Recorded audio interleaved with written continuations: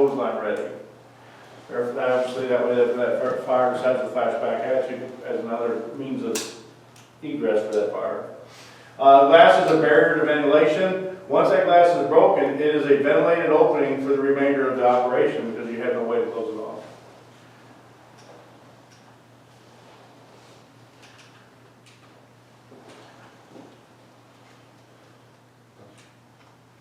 Okay, forcing swinging doors. You want to look for the hinges.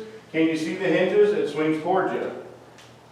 If you cannot see the hinges, it swings away from you.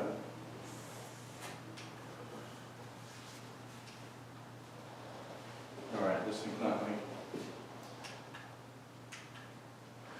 Inward facing doors. Here's one firefighter method. As you see, that tool there, I didn't see it earlier in our pictures, but to me it looks like what I would call a slide hammer. That's what it is. Is it? Yeah. But it still has the capability to have somebody striking on the end also. Here's an inward swinging doors with a 2 firefighter method.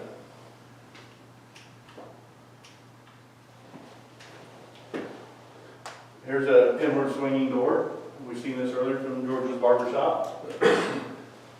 Outward facing swinging doors, as you can see here, there are 2 different styles of tearing the hinges out. This outward facing door, like I said earlier, if we try to take these hinges out, we're still going to have the problems of the crossbar and then the 2 locks. Well, obviously, you took the hinges out, technically the locks wouldn't be a problem, but that crossbar is where the problem's going to come in. Double swinging doors. As you see, he's going through the center way and he's going to cut downward through the actual lock itself. Doors with drop bars. You can use a ram bar or a Halligan to spread the space between the doors to insert a tool and lift the bar out of the stirrups. Or you can use a rotary saw to cut the exposed bolt heads holding them stirrups on the outside of the door. Insert a rotary saw blade through the opening and cut the security bar. And then we'll see a video here in a little bit through how they actually did the drop bar hooks with a Halligan and a sledgehammer, and it didn't take very long to open the door up, actually. To me, I thought it was quicker than trying to cut through it. If it's tempered plate glass,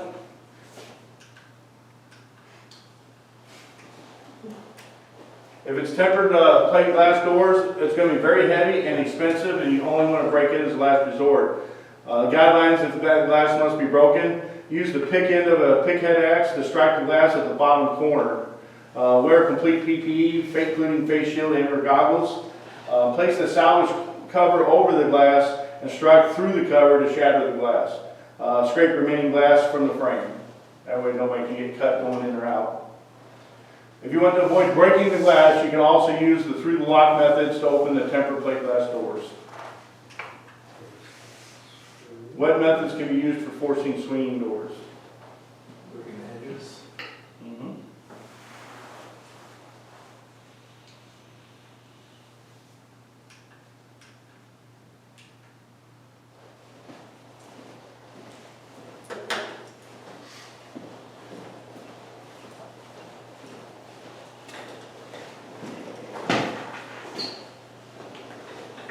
There's a couple of less evasive ways. We won't go in detail on them today. These are some new tools that are out there. But that's for sliding the door jamb and grabbing the latch.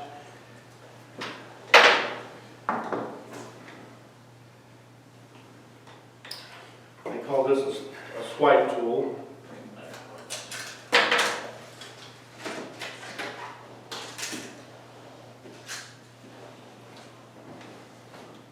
You can slide that through the door also.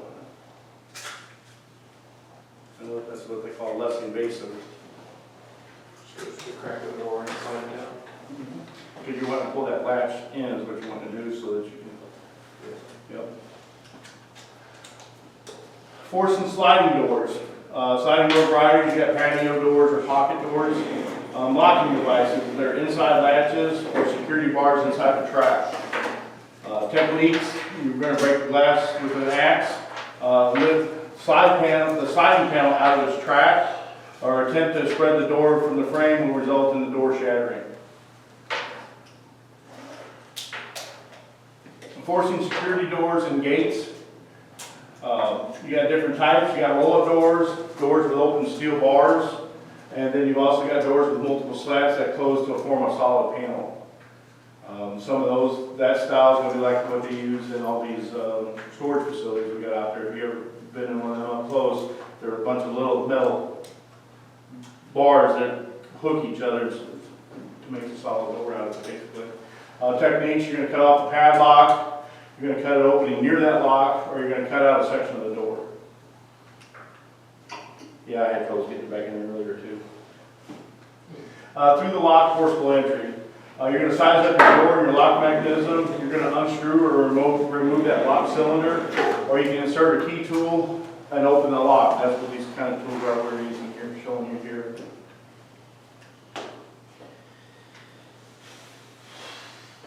K-tool. Do we have any of these on any of our trucks? No, we don't. I inquired about it this morning. Something we ought to put in our budget request next year. This year's is too late. What are you looking at me for? You just happen to be the one I was looking at.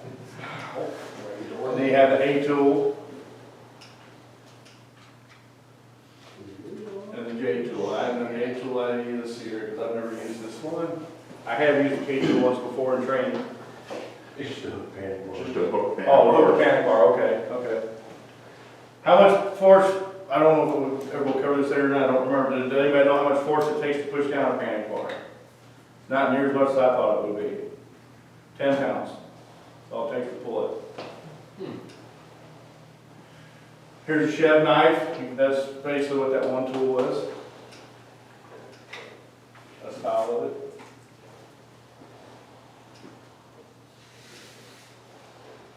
Breaking the hasp.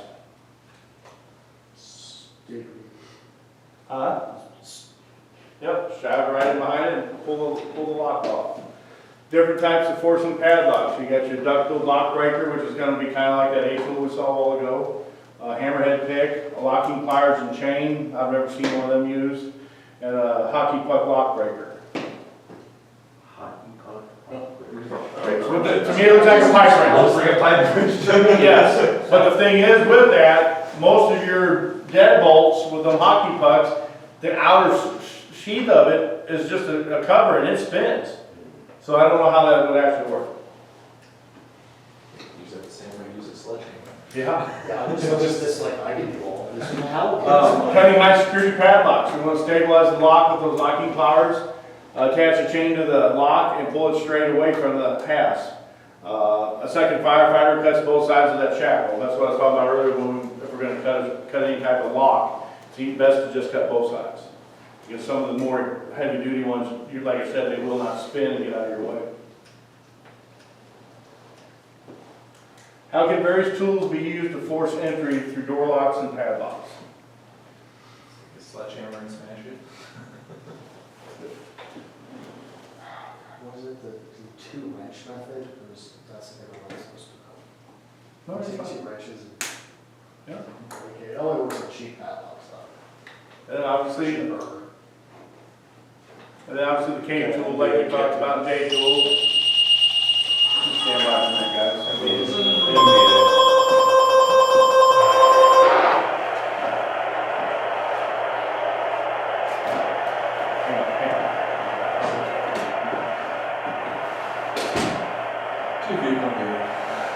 So we'll finish this review question up, we'll take a 5-minute break. We got, yes sir? I seen a video not too long ago, and I don't know, maybe Kyle or somebody can touch on it too. They used a Halligan bar, and point of a Halligan bar through a padlock, and the other got hit with a hammer. Yeah, I mean, but it's gonna depend on some of your higher end padlocks, they're designed not to bust like that. Again, it's only gonna be those ones where it's layered. Yeah. The cheap ones. Yeah, so we've got one at work right now, it's like a solid lock, and I don't think that would work on that Those one. also don't work great on the recessed shackle pucks, but It's pretty cool, as far as I'm That's concerned, right. they gotta show it. Why don't we just use a set of bolt cutters on the opposite side of the drain hole? Opposite side of the drain hole is where the lock will actually unlock. Oh, is it really? Yeah, I didn't realize that, so you just taught me something I didn't know. It's just one of those. We all things learn new things every day. It's an option, Ted. that You, Yeah, it you is. cut both of the shackles, Yes, because sir. that's gonna work on 90% of logs. All right, we'll take a 5-minute break, gentlemen. Yes. Here what their size of it is. What's that? Listen to what their size of it is.